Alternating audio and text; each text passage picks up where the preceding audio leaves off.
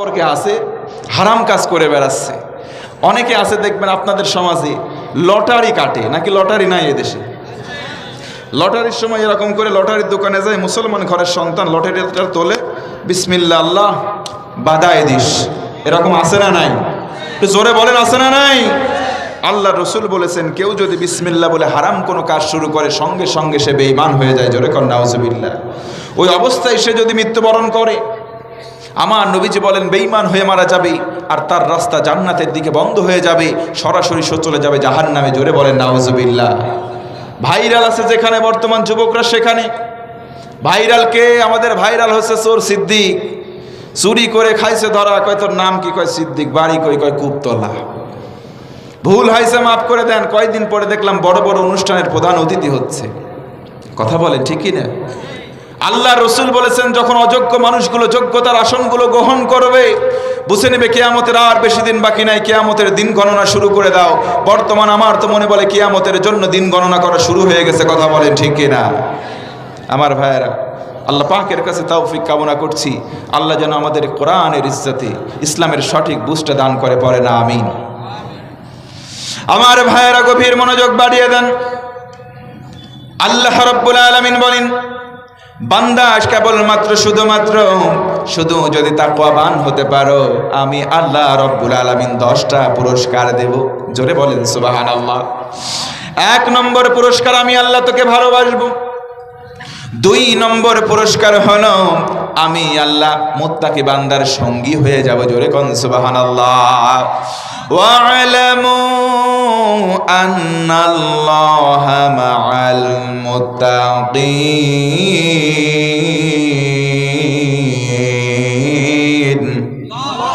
আরো জোরে আল্লাহু আকবার। আল্লাহ রাব্বুল আলামিন বলেন, বান্দা তোর 2 নম্বর পুরস্কার আমি আল্লাহ দেব। সেটা হলো আর কিছু নয়, আমি আল্লাহ সরাসরি তোর সঙ্গী হব। আর উঁচু আওয়াজে কোন সুবহানাল্লাহ। আল্লাহ কেমন করে তাকওয়াবান বান্দার সঙ্গে হয়? আল্লাহর নবীজির জামানায় একটা ঘটনা বলি, গভীর মনোযোগ বাড়ান। আমার মা বোনেরা শোনেন, গভীর মনোযোগ বাড়িয়ে দেন। স্বামীর নামে গীবত করা বন্ধ করে দেন। অনেক ভাবি আজকের দিনে জলসায় আসছে, এসে জলসা শোনার নামে খোঁজ নাই। 2 ভাবি বসছে, বোন বলে, বোন তোর মিনসি সারা জীবনে এই মাসে কয়টা শাড়ি ধরে দিস। স্বামীর নামে গেবত করে, ও গেবত করে। কথা বলেন, এমন বউ আছে না নাই? ও আমার মা, ও আমার বোন, পা 2টা বাড়ায়া দেন। পায়ের নিচে হাত দিয়ে বলি, অনুরোধ করে বলি, মা গভীর মনোযোগ বাড়ায়া কথাগুলো শোনেন। আল্লাহ যদি ইচ্ছা করেন আজকের আলোচনা থেকে যদি কবুল হয়ে যায়, আল্লাহ রাব্বুল আলামিন আমাদের সবার নাজাতের ওসিলায় মাহফিলটাকে বানাইয়া দিতে পারেন। কোন সুবহানাল্লাহ। আল্লাহ রাব্বুল আলামিন মুত্তাকি বান্দার সঙ্গে কেমন করে থাকেন? আল্লাহর নবীর জামানায় হযরতে আবু বকর সিদ্দিক রাদিয়াল্লাহু তাআলা আনহু, আল্লাহর নবীর সাহাবী, আবার তিনি আল্লাহর নবীজির শ্বশুর ছিলেন। হযরতে আবু বকর ইসলাম কবুল করলেন। তিনি একজন বিজ্ঞ এবং বড় ধরনের ব্যবসায়ী ছিলেন।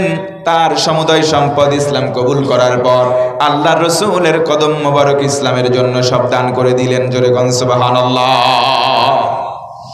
হযরত আবু বকর রাস্তা দিয়ে বের হলেন।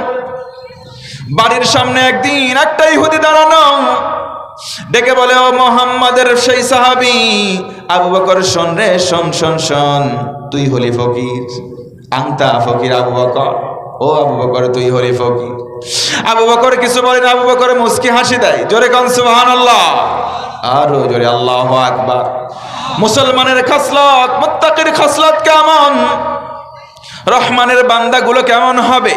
ওয়া ইবাদুর রাহমানিল্লাযীনা ইয়ামশুনা আলাল আরদি হাওনা ওয়া ইযা খাতাবাহুমুল জাহিলুনা ক্বালু সালামা।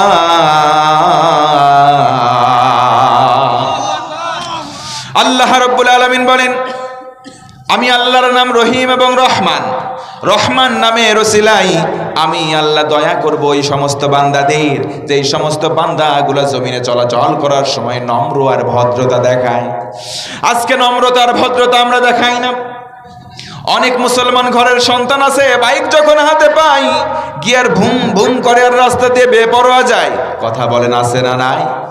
আল্লাহ বলেন, গোলাম তুই যদি অভদ্র হয়ে যাস, শোন আমি আল্লাহর দয়া কিন্তু তোর কাছে যাবে না।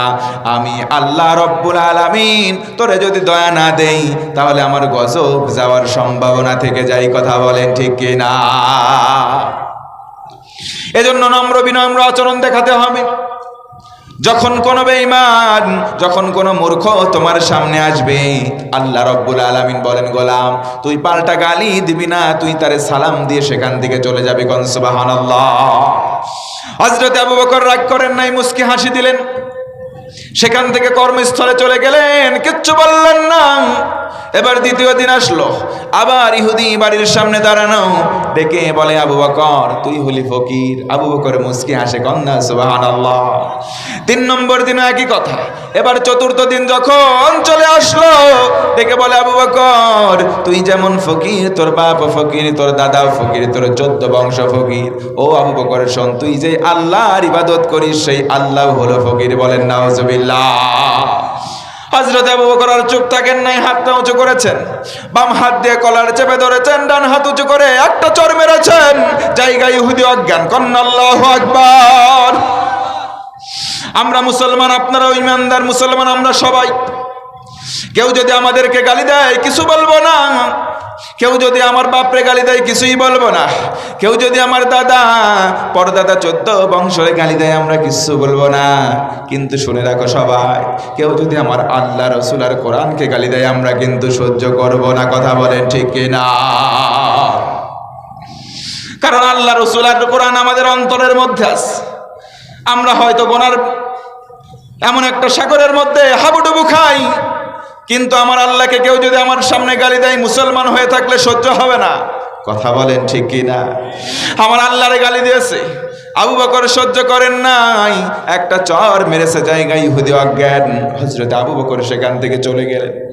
ইহুদির জ্ঞান ফিরে আসলো, নবীর দরবারে গিয়ে বলে, ও মুহাম্মদ তোমার সাহাবী আবু বকর আমার একটা মারছে, মারার পর আমার মধ্যে জ্ঞান নাই, অজ্ঞান হয়ে পড়ে গেলাম, তোমার কাছে বিচার দিলাম গো মুহাম্মদ, তুমি সঠিক বিচারটা করো।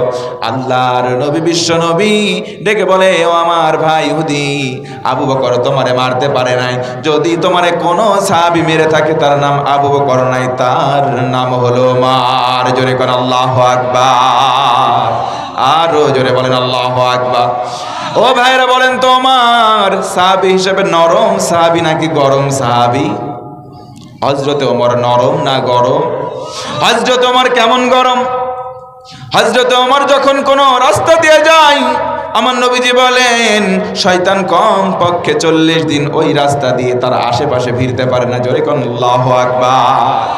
হযরত ওমর কেমন গরম? আমার নবীজি বলেন, লা নাবিয়্যা বা'দি ওয়ালা রাসূলা, আমার পরে কোনো রসুল নাই, আমার পরে কোনো নবী নাই, তবে আমার পরে যদি কোনো নবী হতো, কোনো রসুল হতো, আল্লাহ রব্বুল আলামিন হযরতে ওমর রে নবী বানায়া দিতে।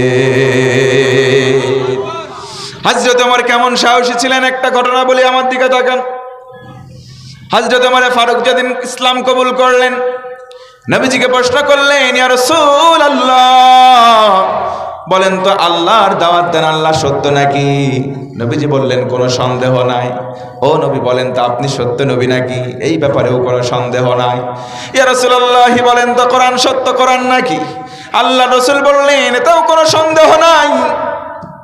এবার ওমর বললেন, ইয়া রাসূলুল্লাহ যদি কোরআন সত্য হয়, নবী সত্য হয়, আল্লাহ সত্য হয়, আমি ইসলামের জন্য আল্লাহর নামে একটা মিছিল কাবার চত্বরে দিতে চাই। কোন সুবহানাল্লাহ। হযরত ওমর সামনে দাঁড়িয়ে গেলেন। সর্বমোট সাহাবী হলেন মোট 11 জন, 5 জনকে ডান পাশে আর 5 জনকে বাম পাশে। হযরত ওমর সামনে, হযরত ওমর বললেন লিল্লাহি তাকবীর, পেছন থেকে সবাই বললেন আল্লাহু আকবার। ছোট্ট মিছিল গুটি গুটি পায়ে কাবার চত্বরে যখন এগিয়ে গেল, যাওয়ার পর কাফেরেরা বলল, কার এত বড় বুকের পাটা, কার এত বড় স্পর্ধা? কাবা ঘরের ভেতরে এখনো 360 খানার চাইতে বেশি মূর্তি আছে, এই মূর্তি গুলার ইবাদত আমরা করি, কার এত বড় সাহস মুহাম্মাদের আল্লাহর নাম বলে এখানে স্লোগান দেয়। দরজা খুলেছে, জানলা খুলেছে, দেখে কে মিছিলের আগে, দেখেছে ওমর। ও ভাই, সিংহের সামনে বিড়ালের যে অবস্থা হয়, হযরত ওমরকে দেখে কাফেরদের ঠিক একই অবস্থা হলো। কারণ আল্লাহু আকবার। নবীজি বলে, ও ভাই ইহুদি, আবু বকর তোমারে মারতে পারে না, মারছে যদি আমার কোন সাহাবী, নাম হলো তার ওমর। এবার ইহুদি ডেকে বলে, না ভাই, মারছে আবু বকর, ওমর যদি মারতো তাহলে আমি বেঁচে থাকতাম না। কথা বলেন ঠিক না? যাও, আবু বকরকে ডেকে আনা হলো। আবু বকর মারছো নাকি? বলে, না ইয়া রাসূলুল্লাহ, ইয়া হাবিবাল্লাহ, একটা মারছি, তবে এমনি এমনি মারি নাই। আমারে দৈনিক গালি দিয়েছে, কিছু বলি নাই। আমার বাপরে গালি দিয়েছে, দাদারে গালি দেয়, 14 বংশ তুলে গালি দিয়েছে, রাসূলুল্লাহ কিছু বলি নাই। আজকের দিনে আমার আল্লাহরে ফকির বলেছে, আমি সহ্য করি নাই। একটা আঘাত করেছি, ইয়া রাসূলুল্লাহ, যদি কোনো অপরাধ হয়ে থাকে আমারে শাস্তি দেন। সুবহানাল্লাহ। আল্লাহ রাসূল বললেন, ইহুদি ভাই, তুমি কেন আল্লাহরে গালি দিতে গেলে? তুমি কি জানো না আল্লাহ ফকির না?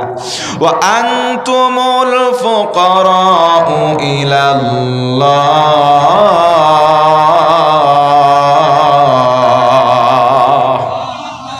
আল্লাহ রাব্বুল আলামিন বলেন, পৃথিবীর সমস্ত বান্দাবান্দি তোমরা শুনে নাও, তোমরা সবাই হলে ফকির, সবাই হলে তোমরা দরিদ্র অভাবী, একমাত্র আমি আল্লাহর কাছে আমি আল্লাহ হলাম ধনী। কোন আল্লাহু আকবার। নবীজি বুঝাতে চাইলেন, ও আমার ইহুদি ভাই, আকাশের দিকে তাকায় যদি থুতু আকাশের দিকে নিক্ষেপ করো, থুতু আকাশে যাবে না, ওই থুতু আবার তোমার মুখে পড়বে। কথা বলেন তো ঠিক কি না? আল্লাহরে গালি দিলে আল্লাহ ছোট হয়ে যায় না? তুমি কেন আল্লাহরে গালি দিলা? ইহুদি এবার দাঁড়ায়, বলে, মুহাম্মদ, তোমার সাহাবী আবু বকর একটা চরম মিথ্যাবাদী। জোরে বলেন তো নাউজুবিল্লাহ। এ ভাই বলেন তো, আবু বকর সত্যবাদী নাকি মিথ্যাবাদী? আবু বকর কেমন সত্যবাদী? আবু বকরের নাম শুধু আবু বকর নয়, আবু বকরের নাম হলো আবু বকর সিদ্দিক। কথা বলেন ঠিক কিনা? আবু বকর হলেন সত্যবাদী সিদ্দিক। সিদ্দিক যার উপাধি।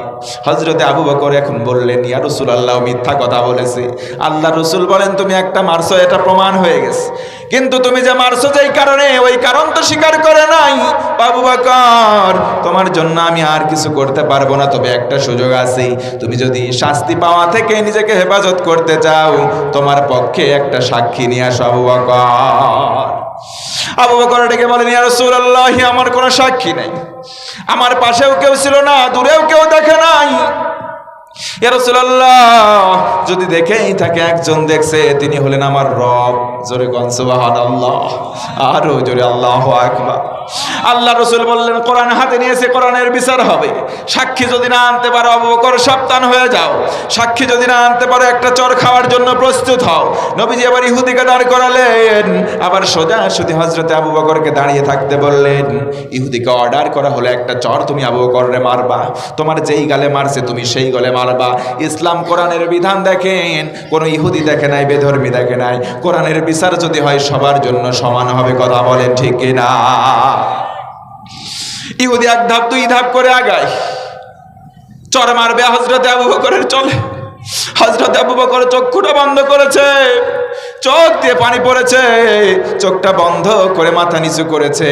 আল্লাহরে ডেকে বলে, রব্বুল আলামিন, যদি আমি তারে মেরে থাকি, আমার জন্য মারি নাই।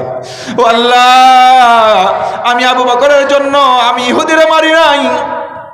তোমার ভয় অন্তরে লালন করেছে, আমি মুত্তাকি। তোমার ভালোবাসা আমার অন্তরে আছে, তোমার গালি সহ্য করি নাই। আল্লাহ, একটা চর মারছি, কিন্তু সাক্ষী আমি জোগাড় করতে পারি নাই, এজন্য শাস্তির সম্মুখীন হয়েছি গো আল্লাহ। দুনিয়ায় যদি সঠিক বিচার না পাই, রব্বুল আলামিন তোমার কাছে বিচার দিলাম, সঠিক বিচারটা আমি আবু বকর চাই। হযরত আবু বকরের বিচার কবুল হয়ে গেছে। আল্লাহ ডেকে বলে, জিবরিল, কোথায় রে কোথায়, তাড়াতাড়ি যা। সূরা আলে ইমরান 181 নম্বর আয়াতে কারিমা, আমার রাসূলের কাছে তাড়াতাড়ি নাজিল কর, শাস্তিটা বন্ধ করে দে। জোরে কোন সুবহানাল্লাহ। নবীর কাছে জিবরিল চলে আসলেন, ইয়া রাসূলুল্লাহ, শাস্তি তাড়াতাড়ি বন্ধ করেন। ইহুদিকে দাঁড়ানো হলো, মারাটা বন্ধ হয়ে গেল। এবার ডেকে বলে, ইয়া রাসূলুল্লাহ, ইয়া হাবিবাল্লাহ, আমার আল্লাহ সুন্দর করে জানায় দিলেন, আবু বকরের দুনিয়ায় কেউ সাক্ষী নাই। কিন্তু আমার আল্লাহ বলে না রে, যার কেউ নাই তার আমি আল্লাহ আছি। জোরে কন্যা সুবহানাল্লাহ। শাহিদাল্লাহ,